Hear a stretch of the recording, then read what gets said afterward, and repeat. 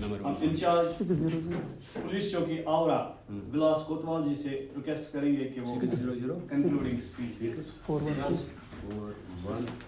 सबसे पहले तो सारे यहाँ पे एग्रीकल्चर रेवेन्यू डिपार्टमेंट से और आवाम आई हुई यहाँ पे जो इस नशा मुक्ति में हमारे साथ यहाँ पे जुटे हैं, कई अच्छे अच्छे यहाँ पे भाषण आप लोगों को सुनने को मिले होंगे, लेकिन मैं इससे हटके कुछ 2-4 चीजों पे भी और बात करना चाहूंगा। नशे की बात तो सब करते हैं कि नशे का इम्पैक्ट कैसे है, लेकिन मैं 2-4 बातें कहना चाहूंगा कि इस नशे से मुक्ति किस तरीके से ली जा सकती है।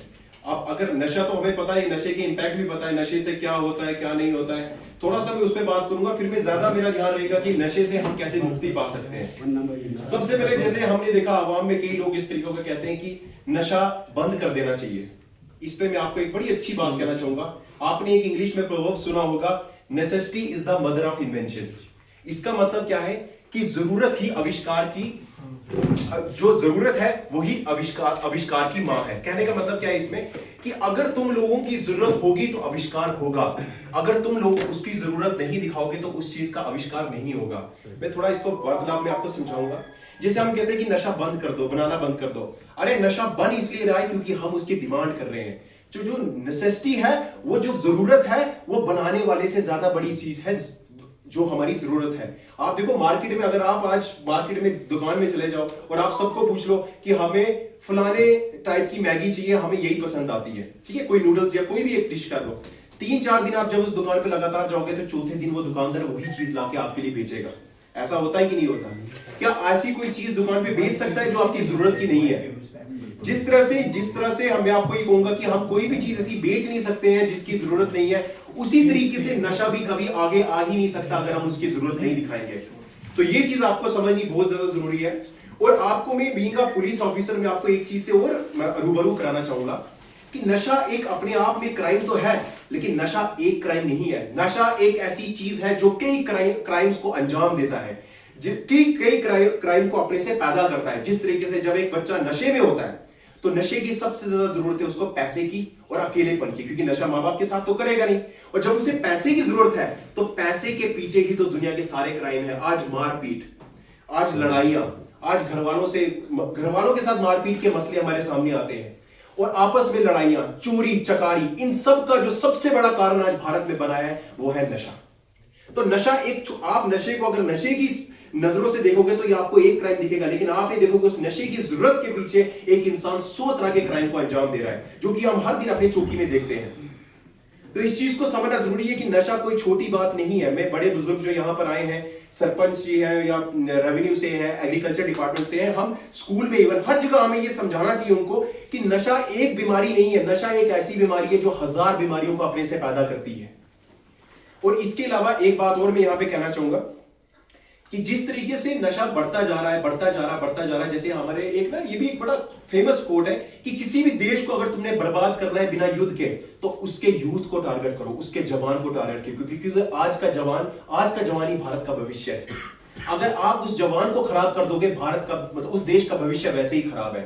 और यही एक रणनीति है जो कई देश अपनाते हैं कि यूथ को टारगेट करेंगे, यूथ को गुमराह करेंगे, और हमें लगेगा बच्चे हैं खराब हो गए तो क्या, यही बच्चे कल को भारत का भविष्य है, यही बच्चे कल को हमारे देश का भविष्य है। तो इस तरीके से जब यूथ को टारगेट किया जाता है तो वो यूथ नहीं, वो बच्चा नहीं है, वो देश का भविष्य जो है वो हमारा संकट में आ रहा है। जब आप इतनी बड़ी ब्रॉड सोच में इसको सोचोगे तो आपको समझ में आएगा कि नशा कोई छोटी बीमारी नहीं है। नशा एक ऐसी बीमारी है जो हजारों बीमारियों को, देश को, हर चीज को बर्बाद करने में लगा है। और इस पे कई लोगों ने भाषण भी दिए हैं, तो इसलिए मैं ज्यादा वक्त नहीं लूंगा, लेकिन अब मैं एक बात इस पे जरूर कहना चाहूंगा कि इस नशा इतना बढ़ता जा रहा है, इस नशे से हम कैसे मुक्ति पा सकते हैं। उसके लिए कुछ मैं पेरेंट्स को और सबको, मैं बुजुर्गों को ये चीज कहना चाहूंगा। हमारे पास केसेस आते हैं, हमारा बच्चा नशे में, आज हमारे चौकी में ऐसे केस आते हैं कि बेटा बाप के ऊपर हाथ उठा रहा है। एक टाइम ऐसा था जब मतलब माता पिता को ऊपर वाले ने भगवान खुदा का दर्जा हमने दिया था, एक वक्त वैसा था, और आज वही बच्चे अपने माँ बाप पे हाथ उठा रहे हैं। इसके कुछ चुनिंदा 1-2 कारण मैं आपके सामने बताना चाहूंगा। सबसे बड़ा कारण इसका है माँ बाप और बच्चों के बीच में जो फासला दिन ब दिन बढ़ता जा रहा है।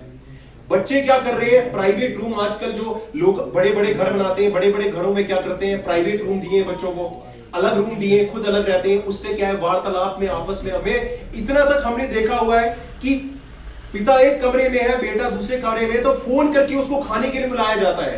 ये सही कह रहा हूं गलत कह रहा हूं? तो ये जो वार्तालाप का जो हमारे बीच में इतना डिफरेंस आ चुका है, माँ बाप और बच्चे के बीच में जो कम्युनिकेशन स्किल का इतना गैप आ चुका है, ये एक बहुत बड़ा रीजन है कि बच्चे की सोच जो है वो किसी भी डायरेक्शन में जा रही है। इसके लिए होना चाहिए कि आप कम से कम ज्यादा नहीं तो 3 वक्त का खाना अपने बच्चों के साथ बैठ के अगर एक टेबल पे खाएं तो उनको जरूर ये सही और गलत का एहसास इसमें जरूर होगा। एक चीज, और इसके अलावा मैं आपको 1-2 चीज और बताना चाहूंगा कि जब भी कभी आप अपने बच्चों को पैसे देते हो, कोई भी चीज के लिए पैसे देते हो, तो उनसे इस चीज का हिसाब किताब रखो। उनसे हिसाब किताब लो कि उन्होंने पैसे से किया क्या।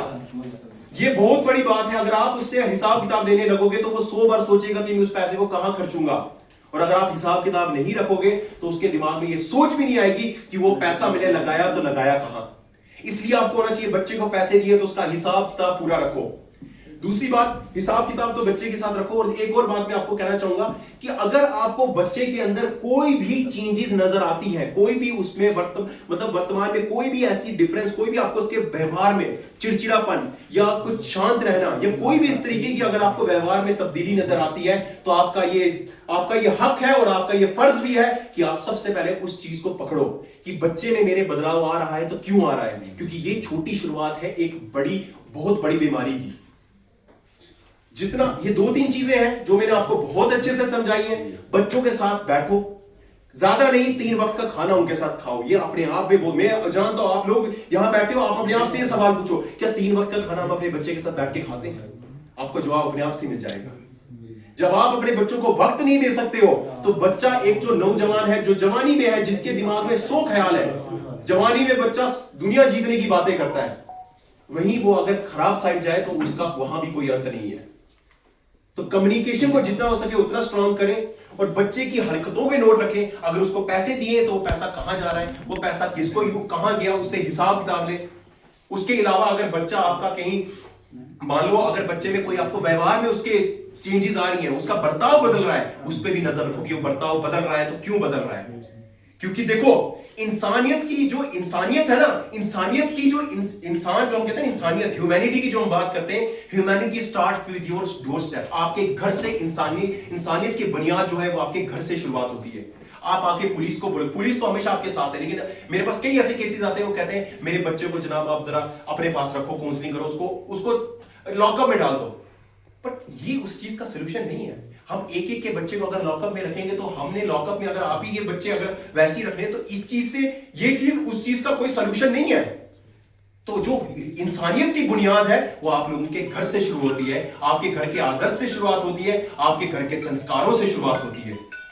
तो जितना हो सके अपने बच्चों के साथ घुल मिल रहे, उनसे बात करें। और मैं ये चीज मैं कहना चाहूंगा, देखो कैमरे के सामने कहने तो है, लेकिन जिस तरह से मैंने कई घरों में ये चीज देखी है कि बाप जो है सिगरेट के लिए अपने बेटे को दुकान पे बेचता है। आप नशे को खुद जो है वो पैदा कर रहे हैं, वो नशे को खुद बढ़ावा दे रहे हैं। आप उसको सिगरेट देने के लिए जाते हो और वो वहां से सिगरेट लेके आता, आप सिगरेट पीते हो, फिर उसको कहते हो तू सिगरेट नहीं पिएगा।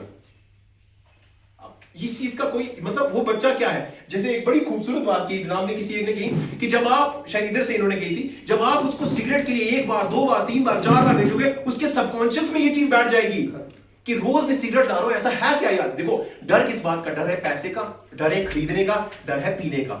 खरीदने का डर आपने खत्म कर दिया क्योंकि आप खुद के लिए खरीदवा रहे हो, तो उसको दुकान पे सिगरेट मांगने से तो डर ही नहीं है। क्योंकि दुकानदार से, देखो मैं अगर किसी दुकान पे जाऊंगा शराब या सिगरेट मांगू, मुझे डर लगेगा कि कहीं मुझे पहचान न ले। लेकिन जब उसका बाप उसे रोज भेजेगा तो उसको तो दुकान पे यही लगेगा ना उस दिन भी कि बाप ने भेजा होगा बेटे को, तो मैं सिगरेट दे देता हूं। तो उसको तो डर ही नहीं है। खरीदने का डर तो आप खत्म कर रहे हैं। उसका आदि जो उसकी शुरुआत है वो तो आपने खत्म कर दी। फिर रही पीने की बात, उसके लिए वो कहीं ना कहीं स्कूल में जगह वागा ढूंढ के पी लेगा। तो कहीं ना कहीं इसमें पेरेंट्स को भी सोचने की जरूरत है। और पुलिस तो हमेशा आप लोगों के साथ है। कभी भी आपको किसी भी जगह पे कोई ऐसा ग्रुप दिखता है जो नार्कोटिक्स में एक्टिव है, जो नशा करते हैं, किसी भी तरीके गांजा चरस, किसी भी तरीके की ब्राउन शुगर है, कोई भी, तो आपका सबसे पहला है आप पुलिस को इत्तला दें। देखो आप लोग पुलिस के साथ, आपको जो community policing is the concept, आपको पुलिस के साथ चलोगे, आप उनके साथ वार्तालाप करोगे तो आपकी समस्याओं का समाधान भी होगा।